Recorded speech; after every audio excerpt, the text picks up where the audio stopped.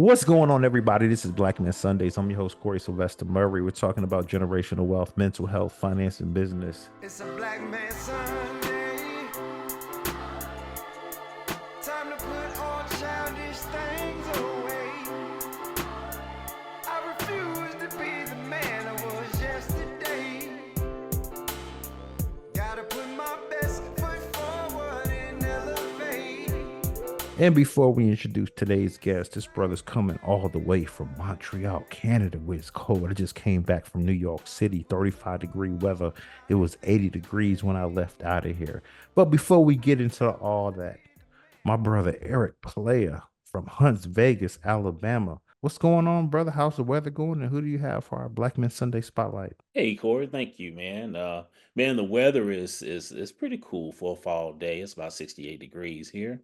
And my spotlight today is not necessarily on a person, but a fashion. And the fashion is cornrows. You know, we as a culture have worn cornrows. They're a fashion icon. We like to, especially with black women, men too, as a sign of distinction and everything. But little did anyone know, cornrows actually evolved from Africa. And it began in slavery back millions when the millions of Africans were brutally ripped from their homes and shipped to the New World, where they had their head shaved to take away their cultural identity. So, what cornrows did, it helped enslave Africans and put them up in the acts of rebellion and resistance, not only by allowing them to keep their heritage close, but also provide them a discreet way of transferring information. Little did anyone know, cornrows was actually used as a way of communication when they were trying to escape from the slave master. So the cornrows was like actually hidden maps. The different designs and things that was placed in them were actually maps for them to help them escape, so that when the master or when the white man tried to figure out what was going on, they didn't know what was happening. So that's a little unknown fact. I didn't know that. I thought cornrows was basically a form of fashion and things, but actually it was a hidden map hidden in the hairstyle. That's my spotlight for today. Cornrows. Now back to you. Oh man, what? Get out of here. I had no clue because I'm sitting here, fluffing mine up as you talking. I'm like, wow, okay, but I can kind of see that. You have the Yeah, little the different patterns and the stuff. patterns and things, yeah, the designs, and yeah, that was some interesting reading I just come across. So I thought I just wanted to share that. Yeah, and I love that, brother. Eric Player, Nashville, Nash Vegas. And let's go on to introduce today's guest. But before we introduce today's guest, man, I just got back to Orlando. It was 80 degrees, 6 in the morning. I left Tuesday. My father passed away.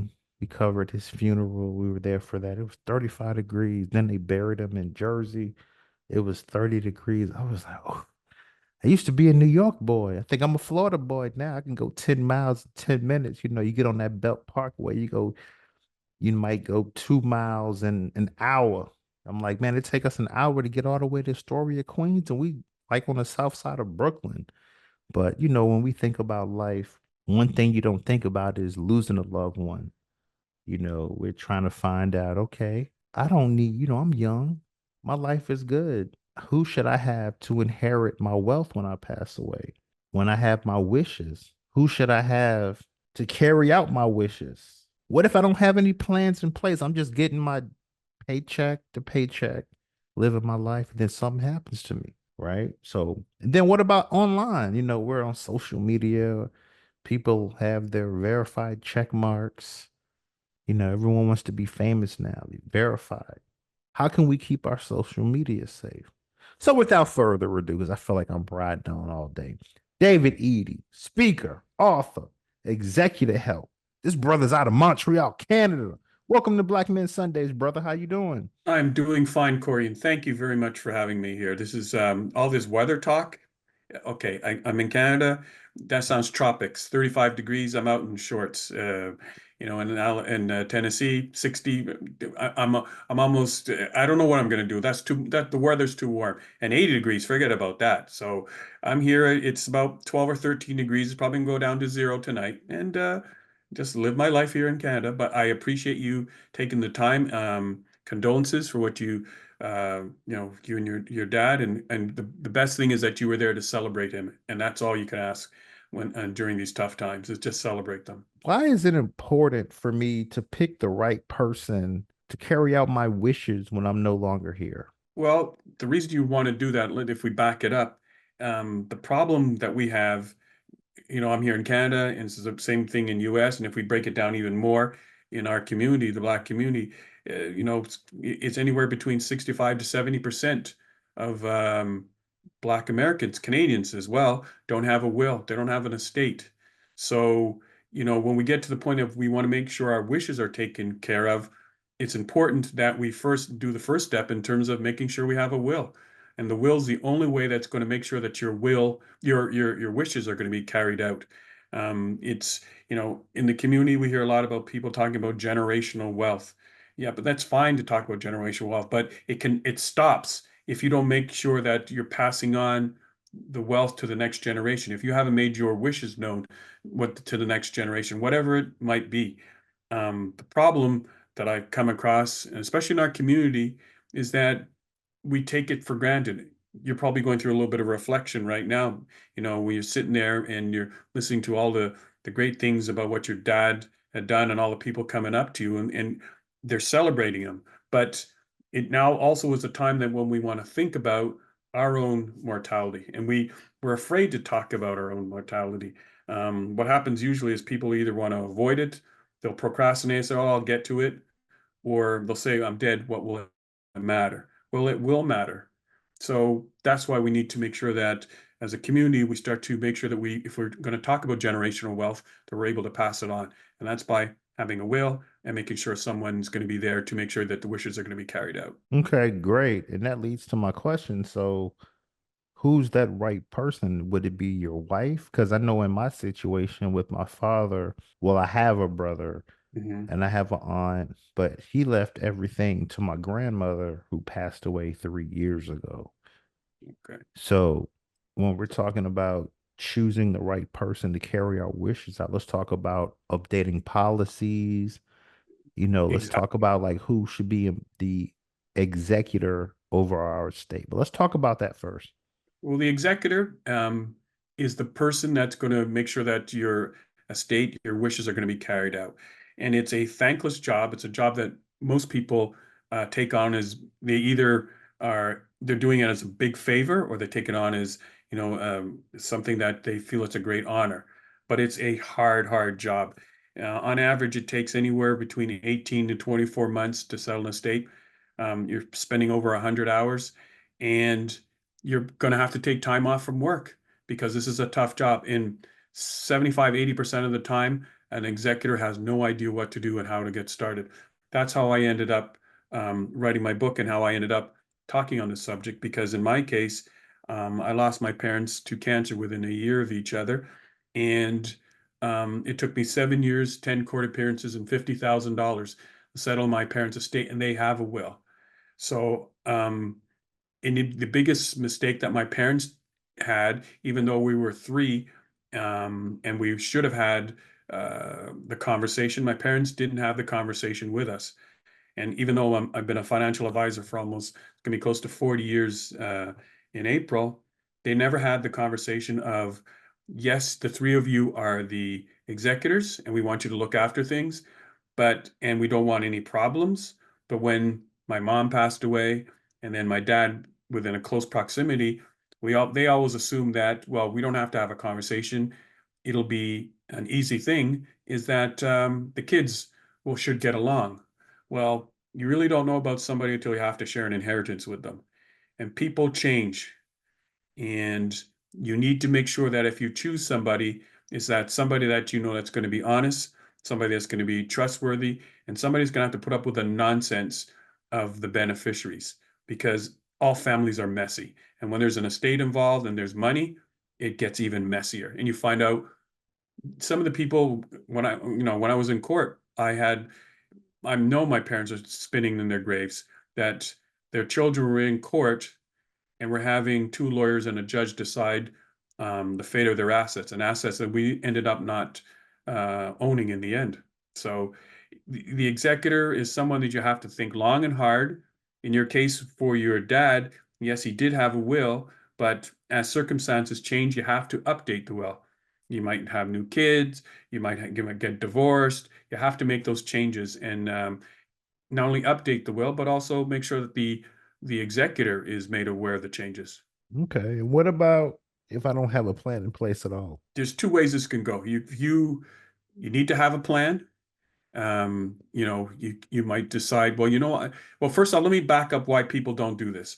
Especially in our community, the Black community, a lot of people think, well, I don't have a lot of money. Well, you shouldn't think that way because if you have, any assets, you've got a bank account, you've got a car, you have some savings, you've got an estate right there. And you want to make sure that it goes to the right people. Because if you don't have a plan, the government has a plan for you. And you know how that's going to go. You know they got your best interests. So when you die without a plan, you're dying intestate. So now we've got a problem. So that's like the example of Chadwick Boswick, who was, from Black Panther. Yes, he had money, but even though he might have money, it still comes down to whether you have or you don't. It's the same situation. He didn't have a plan. He died intestate. So his estate was being held up because of no will. So his wife couldn't have access to the funds. And then the way intestate will laws work, his parents are part of the estate. It's the same thing that happened with Prince, Aretha Franklin. So don't think of not having a plan.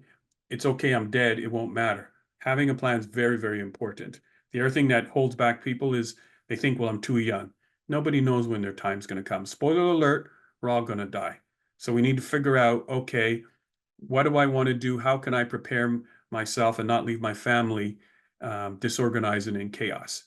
And the other thing is, again, nobody wants to talk about death. Nobody wants to talk about. This is the least sexiest topic that anybody wants to talk about. Nobody wants to talk about death, but it's going to happen to all of us. So you have to decide, what kind of legacy. Do you want to be remembered for what you didn't do, or do you want to leave a legacy and not a mess? Gotcha. Great information, man. And let's talk about and I apologize. I have a little cold, man. I just came from, 35-degree weather. I'm back in the 80s. So my body's a little like, what's going on? So I apologize. Your blood's thinned out. It's okay. I get it. I Mm. get it. Yeah, I'm sitting here like, man, what's going on, man? You was good. I haven't had the sniffles and my ears popping like 5 or 6 years, but I haven't felt heat in about 5 or 6 years either. But let's talk about keeping the peace in the family. When we talk about the inheritance, like for me, I have a brother, and basically everything was in my grandmother's name, but she passed away 3 years ago. So my aunt, luckily for her, she had her name was secondary on there, so she just showed my grandmother passed away. But let's talk about keeping peace in the family, because I do hear family members, it's all good. Then the family member pass away, and then they give percentages to their favorite children versus others. But for us, we're getting 50-50. But let's talk about how we keep the peace in the family as far as inheritances. The best way to keep the peace is to have conversations. Like I had said before, in my family, we never in my wildest dream that I think I would be in court. But again, it was my parents didn't have conversations. There's three kinds of families. There's a family that's going to avoid the topic altogether, and they're going to say, nobody's going to die in the family. It will be fine. There's nothing to worry about because if you talk about it, it might actually happen. There's also the family that's, yeah, there's a will, but nobody knows what's in it. Nobody knows where it's kept. Nobody knows who's the executor. Even if they know the executor knows, they let the paperwork do the talking, and it may make people uncomfortable. And then there's a family that who wants to pass on their generational wealth. They want to pass on whatever they have and make sure they keep the peace. You can use the example just recently now with Quincy Jones. I just read that his estate is going to be broken up so that the total amount is going to be split up among his kids. But he also had conversations with them. The problem is we as a family, and I get it. Like I said before, every family is messy. Now you need to figure out how am I going to, people are going to be upset, but if they get upset, there's nothing you can do. You're letting your wishes known, so there's no misunderstandings going forward of what you want for the future. So it's going to have to start with having conversations. Are they going to be uncomfortable? Absolutely. Is it going to be yelling and screaming? Absolutely. Because some people feel that they're entitled to more than they're actually supposed to get. Or I've got a nephew. His father, he wasn't really close to him, but as he got older and he got sick, the brother of the father thought that he had he was part of the estate. He found out that he wasn't, and the brother went under the assumption or made people believe that he was the executor until the will was opened up. But he went and spent $50,000 on a funeral, and then took his antique car and a bunch of other stuff. And so, what can you do? The money's spent. There's nothing you can do, but the family's broken. But if the father would have had the conversation with the family members, they would have known exactly, and there wouldn't have been, even though he had a will, that he wouldn't have let the paperwork do the talking, and then there's these misunderstandings. I got you. So, I mean, but that's where I feel like the challenge comes in because it's like when you're alive and you have, oh, this my favorite auntie, this my favorite cousin, this my, I only have one brother, so I can say it's my favorite brother because he showed me a lot of love when I was in New York. But I'm Mhm. just saying, like, when we're talking about someone to carry out our will, like you said, people just like I remember, people change when they get married. To give that woman a ring, she's a Mhm. little different before she got the ring, but you're not alive anymore to understand. So I guess what tips, what advice would you give for brothers that are, feel like we still young, I'm 45, but I feel like I'm still young. My hair is still growing like I'm a 6 months old. Just came out of East Flatbush, Brooklyn, New York City, 35 degrees. Just had some jerk chicken, had some of that good originals pizza. But when we're talking about this generational wealth, because one thing about generational wealth is you have to leave it to somebody. I already said if I don't have any kids, I'm gonna leave my generational wealth to the Boys and Girls Club. Gonna have robotics and all kind of things from me that they're gonna be able to have access to. But I'm just saying, like when I'm trying to set up my will, because I mean, for me, I look at my will. Okay, I'm gonna give my wife money, give my mom money, because they both still alive. So, what are some tips and some do's and don'ts when you're, setting up an executor to take care of your finances when you're no longer here? Well, first it's admirable that you want to leave a legacy, that you're thinking of the Boys and Girls Club. You still could do that within your will. You can leave money to your wife, you can leave money to your mom, but you know what? You want a little bit of Corey, Sylvester Murray to be remembered for something else. So that's a part of your legacy that you want, because the boys, clearly that's something that's important to you. So you still could do that within your will. Now, to do that, along with, yes, I'm leaving to my wife, my mom, I'm going to leave some to the Boys and Girls Club. You want to make sure whoever you choose as the executor is that they understand it's already written in the will, but you understand why you're doing what you're doing.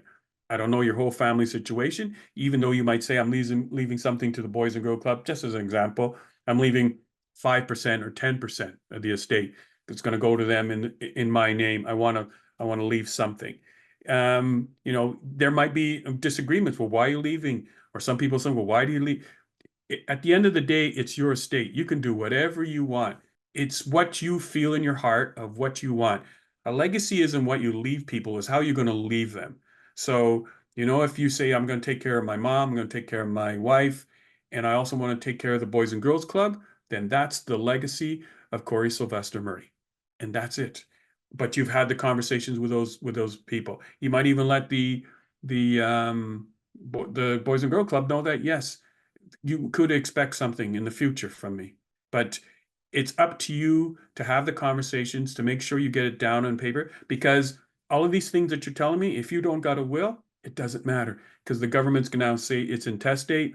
A percentage is going to go to how it's broken down in the family, and that's it. And that's not what you want. The Boys and Girls Club is not going to see a dime if that's how you want your legacy also to be remembered. So it's important to have the will. I know again, it's uncomfortable. You might say, well, it's expensive. I got to go to a lawyer. There's plenty of online solutions. If you're comfortable on a computer, there's plenty of good templates in terms of wills that you could do and do it online for far cheaper than going to a lawyer. At least there's something. Do something. Don't leave your family disorganized. Don't leave them in chaos because they're already grieving for you already. Why make it harder on them for because you haven't put your affairs in order?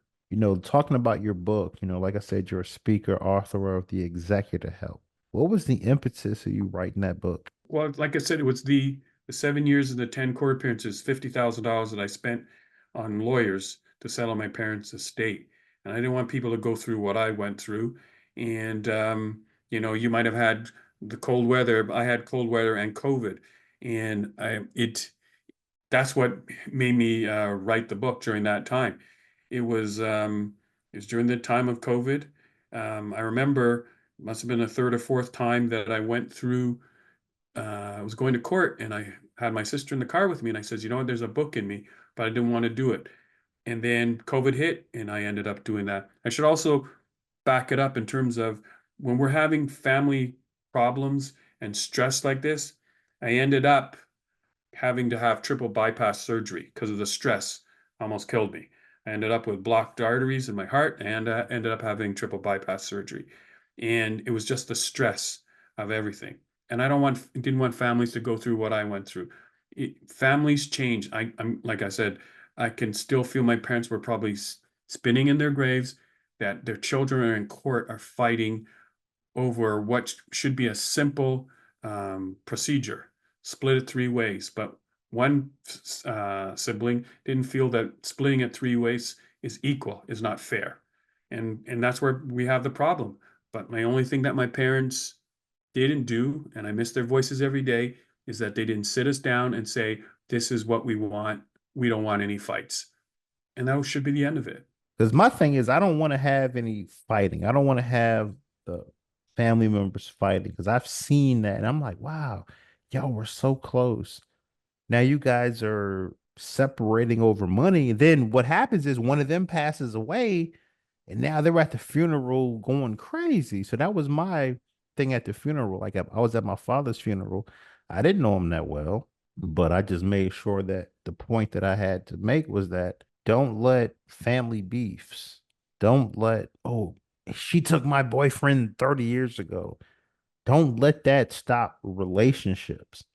But I see relationships immediately get stopped over finances when we're talking about inheritances, when we're talking about, because I live in Florida, people, oh, I live in New England, I live in New York, but I have a beach house in New Smyrna Beach, beach house in Vero Beach, beach house in Daytona Beach. I can go all the way down Miami Beach.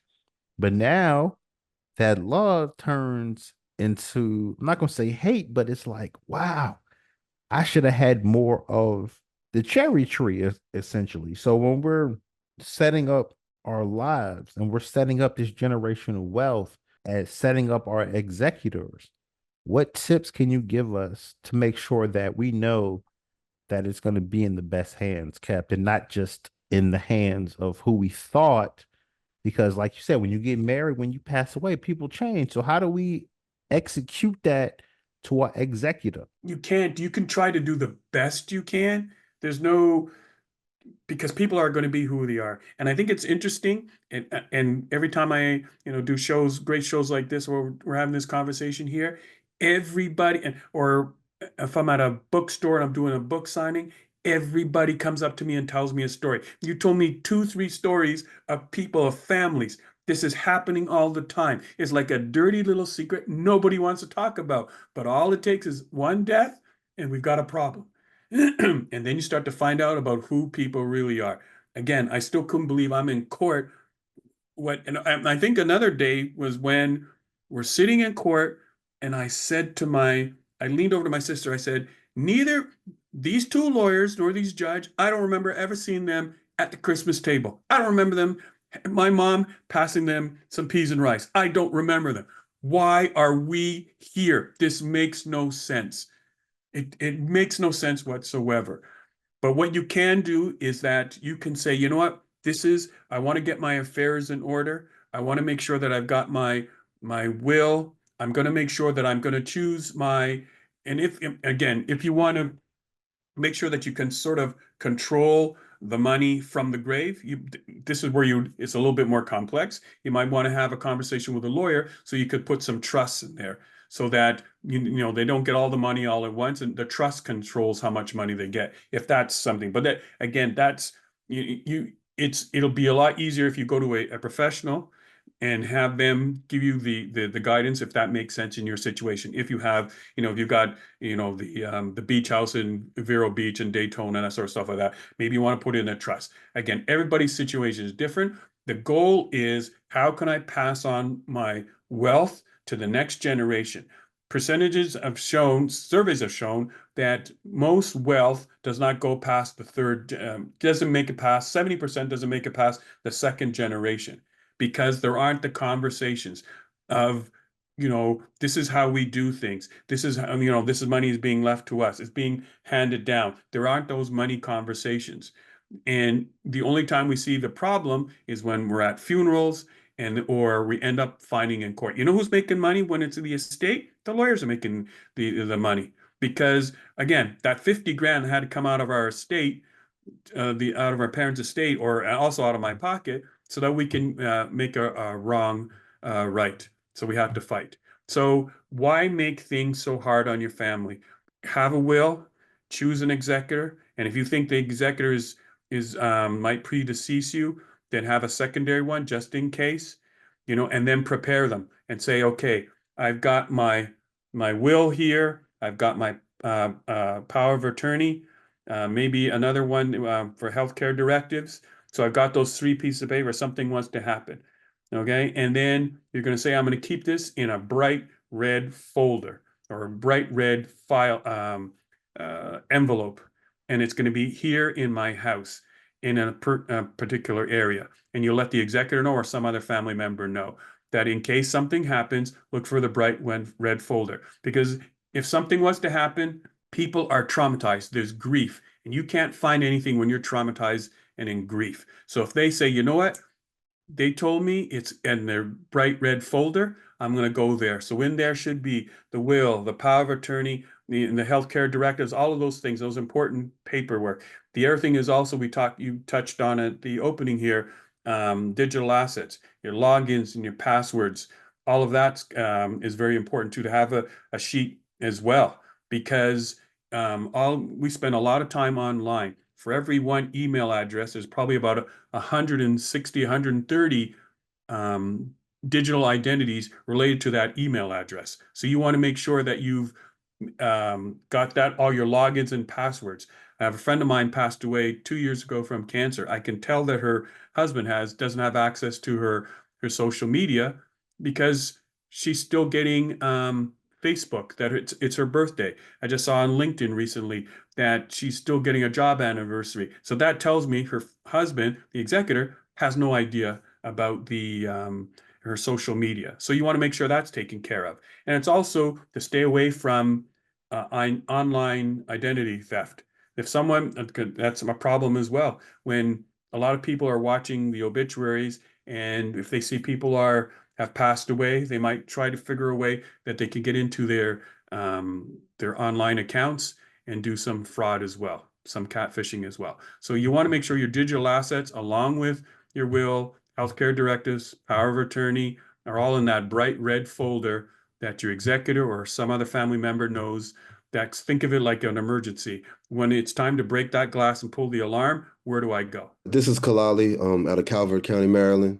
David, definitely appreciate you coming on the show. And as everyone has already said, like, this is a very important topic that nobody talks about ever until until somebody passes away, and then you don't even understand how to talk about it. You know what I mean? So I appreciate it.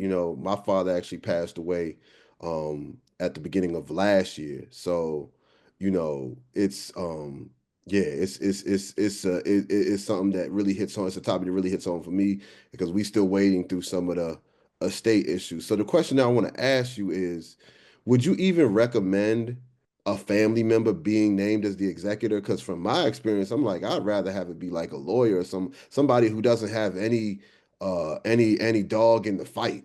You know what I'm saying? Who's just gonna look at what the will says and just execute it according to how it goes. And then, nobody can really say anything at that point. That's what's on paper. This is the person who was appointed to do it, and just move it from there. Do you think that's a good idea, or are there some drawbacks to that? There's no one right answer. You're Mhm. right. A lot of people are in the family take it on because they're the oldest child Yeah. or whatever. And even if the oldest child is picked, then you need to explain to the other kids why they were picked. Now, maybe there's another sibling that's better, maybe more organized or lives in the same state or they're close or something like that. But if you decide, well, I don't want the oldest, this one is the better one, then you have to have that conversation and say, again, it's family meetings. A lot of the more wealthier white families, this is what they do. They have the family meetings. Families are messy, like I said, but again, you're not going to solve this problem or have these conversations in one sitting. You're not going to get together. You guys are about to have your Thanksgiving in the U.S. So it's not going to take, you're not going to be able to do this over Thanksgiving table and say, you know what, I just did my will and I'm not leaving you anything and pass me the butter and the gravy. That's not going to happen because that's just going to make a mess. So what you need to do is, okay, we're going to have a family meeting after. I want to bring up the subject of the of my estate. I've been, you might start off by saying, well, you know what, I've made some changes to my will. Some people are going, oh, are you sick? Or is that? No, I'm not sick. Some people may not want to hear it. It doesn't matter.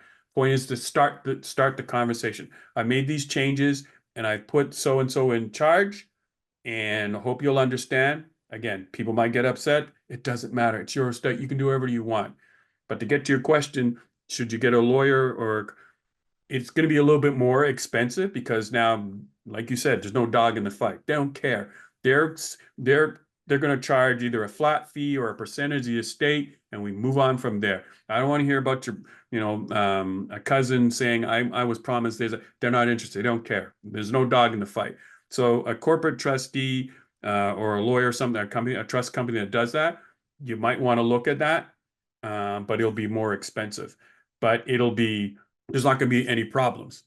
People don't understand that if you take on the job of an executor, like I said before, it's the worst job that you can have because when they don't know the work that's involved to take care of, the estate issues, like for your dad, for example. They don't know everything that's got to be done. All people are interested, especially if they're beneficiaries and they're expecting an inheritance, they're only interested in where's my check. They don't care about you got to pay the taxes. They don't care about you got to shut down the bank. They're saying, where's my check? So if you're going to take on the job of the executor, then you also have to understand that you also have to communicate with them. Because the minute you have any sort of radio silence, they don't hear nothing, everybody's going to be looking at you sideways and going, what's he doing? Why we're not going, why is this taking so long? So if you decide that we're going to keep it in the family and we're going to do this, then these are the rules. This is how it's set up. And we're always going to have the conversations all the time, just in case something was to happen.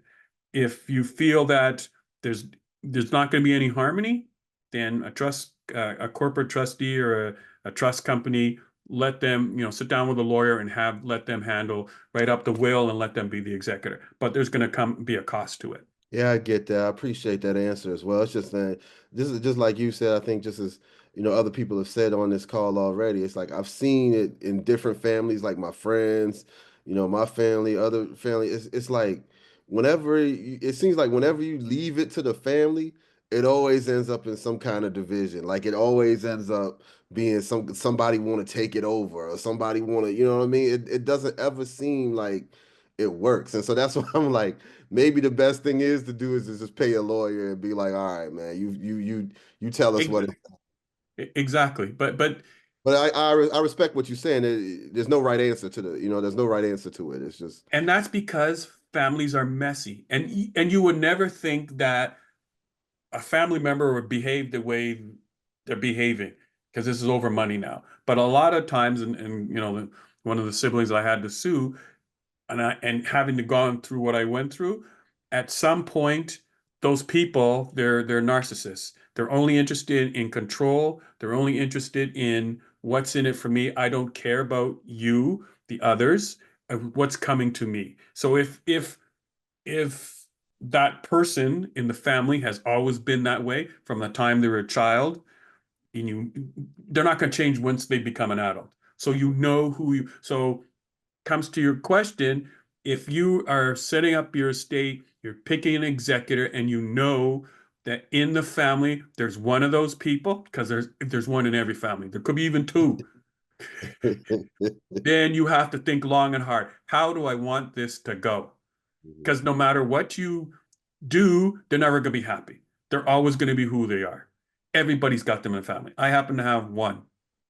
But and the families that are breaking or have the fights, our courts are filled with people fighting over homes and cars and all this sort of nonsense. They're going, and the lawyers are loving this. This is what the court system's full of. When it comes to estates, they're full of families fighting over nonsense, over money. This is not what it's about.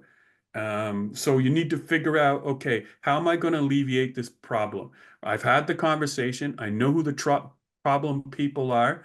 So how am I going to alleviate this so it's not going to become a problem down in the future? Right. Yeah, I definitely appreciate that. Yeah, it's it just seems like a very complex issue. So I'm glad you tackled it in in a subject matter, and this is one of those that I hope that people really, take time to really listen to, because just as you said, it's like it's a dirty little secret that nobody ever talks about, but everybody's dealing with, or the majority of people are dealing with, where it's like, okay, after your loved one passes away, now what?